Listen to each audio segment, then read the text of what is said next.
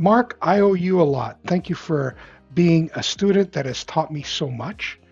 And one of the things you taught me was with Wabi Sabi, just explaining the concept, how that changed my life.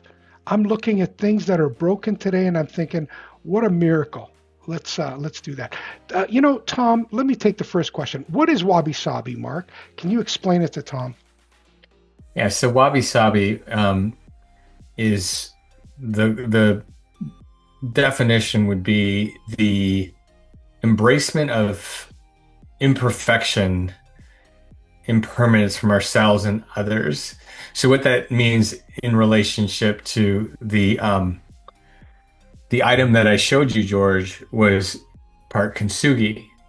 So in Japan, when we break something, typically in America, we try to cover it up and make it perfect again.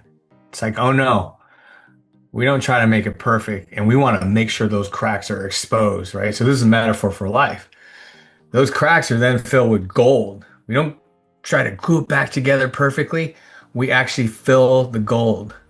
So the cracks are, the more exposed the cracks, the more gold you have on this, and the more beautiful that imperfection is. Wow, I love that.